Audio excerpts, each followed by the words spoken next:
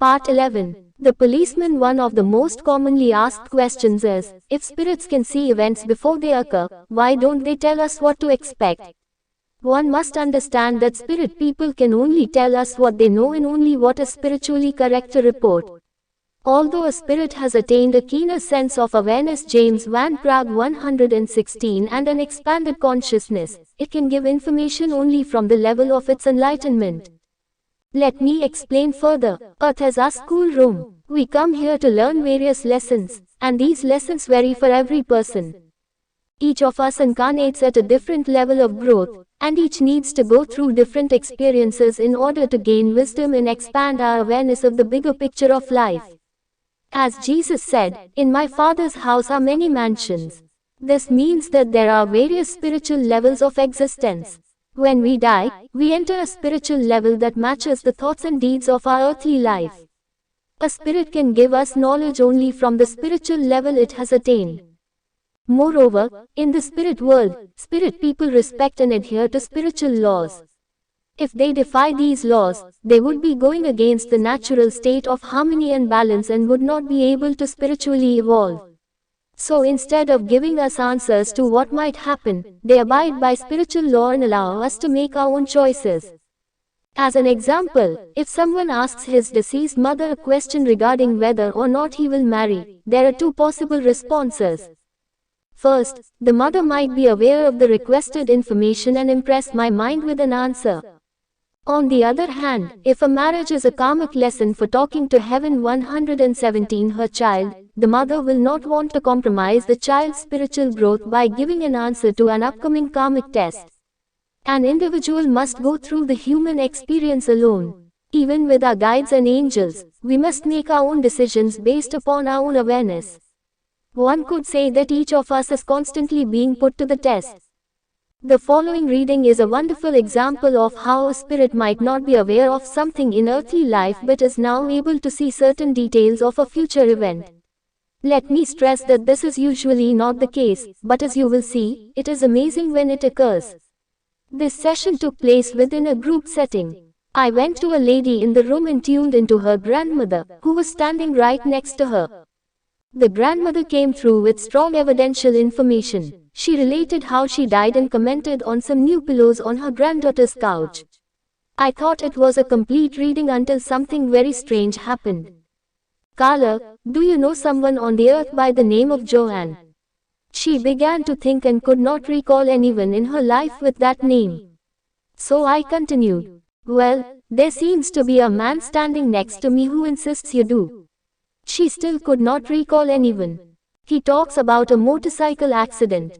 He died." James Van Praagh 118 in a motorcycle crash, and he says it was on his way home from work. She continued to think, and then suddenly her face turned white. She screamed out, "Oh, my God, I think so. He is mentioning the name of Kathy. Yes, my best friend's name is Kathy, and Paul is her husband. He died in a motorcycle crash." Carla began to get very excited, and we had to stop for a couple of minutes for her to gain control. Then, I continued, "Paul shows me a uniform, a police uniform. He also shows me a parade of police cars. It appears they are in some type of procession. Yes, they did that for his funeral. I see several policemen carrying his coffin. Do you know if his grave site is near some kind of a wall?" "I don't remember. No, I don't really know. I'll have to ask Kathy." "Would you know if Kathy has hung a plaque on the wall with Paul's badge, which includes his picture?" "I don't know. Please ask." He says that he saw her standing in front of the plaque and talking to him. "Okay, I'll ask." It was then that Paul began to give out information talking to heaven 119 that was incredible and completely unexpected. Not always knowing how to interpret what I received, I didn't understand the information at all. Paul says he has seen the baby. He knows of the baby. He refers to a baby girl and says he was there when she was born. Do you understand this? Carla had a blank look on her face. Then she began to cry and put her hand to her mouth. She began to speak, sobbing between words. "Yes, yes, I understand. When Paul was killed, Kathy was 2 months pregnant, but he didn't know. Kathy had the baby 5 months ago. Her name is Joanne. Everyone in the room, including me, let out a gasp. Later, Carla learned that Paul was indeed buried next to a wall on the side of a mausoleum. Kathy had framed Paul's badge, and it, along with his picture, hung in the living room. Kathy told Carla that she had been standing in front of her husband's picture asking for a sign from Paul that he was all right. She was pleased to hear the results of the reading. To this day, Kathy feels reassured to know that her lovely husband is not only alive on the other side but that he is watching over their little baby girl from heaven. James Van Praagh 120. My mother in the bus. The following session occurred at a benefit for AIDS Project Los Angeles in 1992. I was invited to do an open demonstration for the public as an opportunity to view death from a somewhat unorthodox perspective. Because a public demonstration can consist of upwards of 500 people, there has to be a way for me to make a link between the spirit world and earthly participants. This is accomplished by my spirit guides, who learn of a spirit situation and very carefully position the spirit behind me. I have no say in the positioning or order in which I receive the information and never know who will appear. During my fourth reading, a female spirit began to speak to me. There is a lady here, and she is telling me that she died in Mexico. Does this make sense to anyone in the room? There was no response, so I continued. This woman is telling me she was in a car accident, and it involved a bus.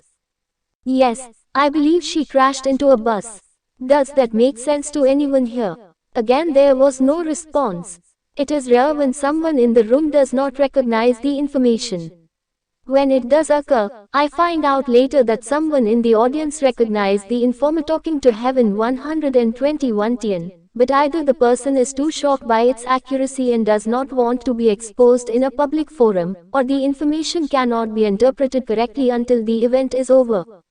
It was the latter that occurred on that evening. After a 2-hour demonstration, I said my goodbyes, and as I was packing my things to leave, a dark-haired man introduced himself.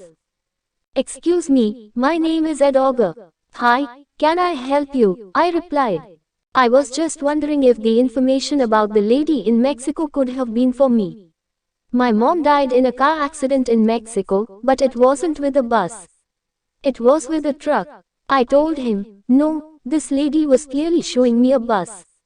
The bus had some kind of writing on its side. Are you sure it was a truck? Yeah, I think so, but I'll check with my dad. Thanks a lot. With that, we left the room and went our separate ways. A month later I received an urgent phone call from Ed. He told me that he had spoken to his father in Mexico, who confirmed that his mother's accident occurred with a bus. He even sent Ed a copy of the newspaper clipping of the event. Ed was very distraught that he didn't recognize the information the first time and hoped his mother wasn't upset with him. He told me the real James Van Praagh 122 son he wasn't sure of the information was that at the time of the accident he was only 2 years old. We arranged an appointment in the hope that Ed could have a reunion with the mother he barely knew. Ed, your mother was a very pretty woman. She had beautiful brown eyes and dark brown hair. I see her pulling it back. I only have one picture of her and that is what she looks like, Ed responded. Well, your mom is disagreeing with you. She insists you have another picture of her in your living room. No, not that I can think of. She says it isn't a regular picture. There is something special about it. Funny, she mentions it was taken right before she married your father. Do you know something about a painting of her? Oh, God, yes. I have a portrait of my mother when she was 19 hanging in my living room. It was right after she met my dad. She is laughing. She says you are so finicky about everything in that living room. She is also showing me some sort of masks. Tribal, I believe. Yes, they are hanging on the opposite wall of her painting. I collect African masks. That's amazing. She is talking about your dad. She says something about him having some medal. Let me get talking to Heaven 123 this straight. Hold on. Okay, does your dad have any kind of award, a medal or a ribbon? Ed was not sure. Your mother was from a very well-respected family. I think they were well known in a political sense. Does this sound right to you? Yes, exactly. In Mexico, her father was equivalent to a mayor. He was very high up and influential. She is also trying to give me her name. She gives me it in 3 separate words. Spanish. One of them sounds like Camille or Camilla. Unbelievable. Her name was Camilla Dolores Garda. Oh, good. That's really good. Your mother is a very good communicator. There was a pause for a few minutes. I'm sorry to say this, but I must give you exactly what I get. I don't censor anything. No, that's alright, go ahead. Do you know if your mother had to get married? What do you mean? Well, she is saying something about being forced into marriage. Ed was in shock. He never heard this before and found it hard to believe. I told him that I might not be interpreting it right myself and to ask his father. The reading continued for some time. His mother James Van Praagh 124 mentioned a diamond ring and spoke of Ed's work in the financial world and his recent move. Ed left the meeting pleased but still puzzled. A few days later he called and said that he spoke to his father about the meeting. His father confirmed a medal, one he received in the military. He said he keeps it in a bedroom drawer next to the diamond ring he gave his wife. Ed then explained the message regarding his mother being forced to get married.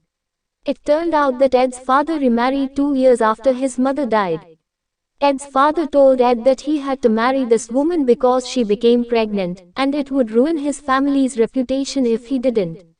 His father never told anyone and always kept that fact a family secret. Ed was positive that he had been communicating with his mother. He was happy to know that she is always with him and will be waiting when it is his turn to return home to the spirit world. He said he looks forward to the time when they will be reunited and together.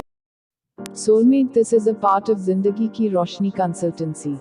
It has been established for those who have lost someone and for those who are very sad in their life. About 100 PDF books and 20 short audio books of this topic will be sent to those who join it.